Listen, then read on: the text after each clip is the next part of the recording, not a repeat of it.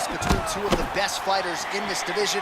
Hard to find anything resembling a glaring weakness on either side when you break down the film. There are no weaknesses in these guys. These guys are as well-rounded as they come. They both can wrestle, both can grapple, both can strike. They can do it all.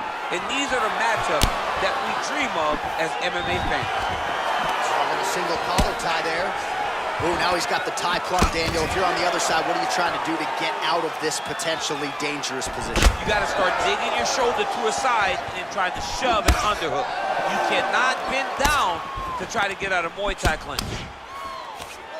Stuffs the takedown there. How good is his takedown defense? Takedown. All right, he's trying to control posture here. Now trying to hip escape. Right now, it looks like he may be trying to set up an arm triangle choke. He needs to secure the left arm, push it across, and secure it with his head. Watch triangle, watch triangle.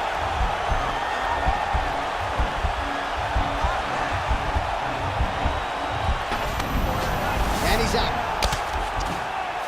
All right, working out of side control here. His opponent trying to control posture, but you got to be careful here. All right, so you got to be careful playing on the ground with this guy. You don't want to mess around for too long. All right, dominant position for him here. Full mount. If you're the bottom fighter, better start moving those hips, DC. Oh, you got to start moving those hips. What you should do initially, right, is start to push at the knees. Push at the hips, create some distance, shrimp, and try to recollect half guard.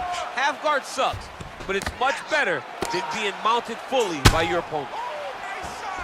All right, side control now. Oh, man, this ground and pound is good. Probably my favorite striking realm in MMA, and he's as good as it gets. The problem is his opponent is not controlling his posture.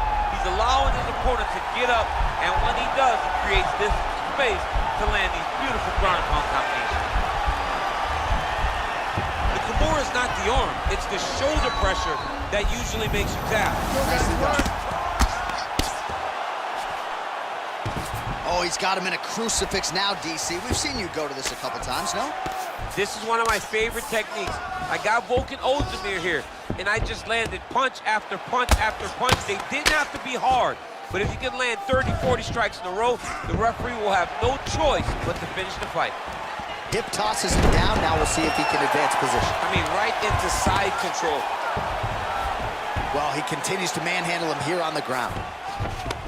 All right, operating inside the closed guard now. Oh, nice job here staying busy off of his back. Nice offense from the bottom. Well, he's more than content to work off of his back. Now trying to hip escape. He's just trying to move out of this position off the bottom.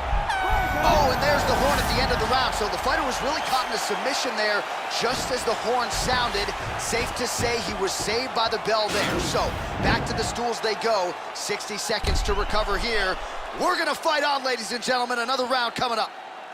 All right, let us look back at some of the action from that previous round. DC, punches in bunches. I mean, over and over, he landed that big punch, and every time he landed it, he got the reaction that he was looking for. His opponent really did start to take notice every time he was loading that strike up.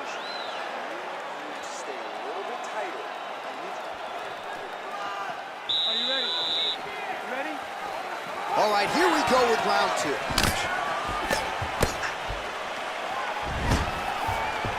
Able to thwart the single leg takedown attempt there. Look at the control of the posture as they land that knee. Look at how he turns his hip over when he throws that kick. Oh! Big shots exchanged in the pocket there. Stuffs the takedown, no problem. Oh, and he hip tosses him to the mat. Now we'll see what he can do from here, DC. Right into side control. He's gonna try to control him, then find a submission. Close guard. Now trying to hip escape. He's just trying to move out of this position off the bottom.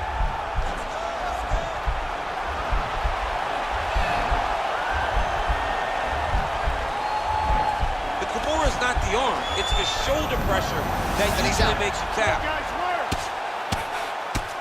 Ground and pound strike there now. He's putting him in exactly the positions he needs to be in right now. He's able to relax here, and he understands, being a veteran of so many fights, that as long as he's on top, he's winning. He feels like he's winning here. Man, And this is some serious ground and pound here, DC. He's not just staying busy for the... He got his foot on the hip, and now he's throwing up a triangle attempt. He's going to try to move his left arm across to get pressure on the choke. Well, he's got one hand in, one hand out. Now you're looking for it defensively. And this might just be a matter of time.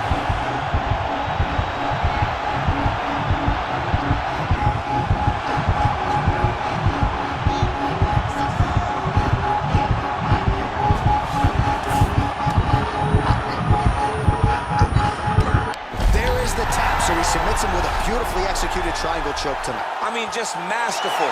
The way he worked to that triangle choke was amazing to watch, and you could tell how high level a grappler this fighter is from his back. And you didn't even have to pay for your seat.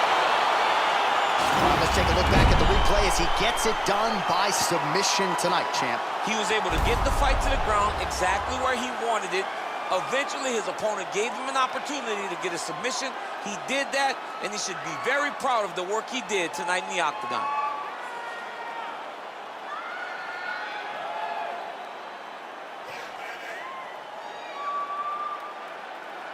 So there he is, your winner by submission, and that's exactly how you put the rest of this division on notice. Looks like this guy could be a factor moving forward in this division. Ladies and gentlemen, referee Eagle Kings called a stop to this contest at 2 minutes, 57 seconds of round number 2.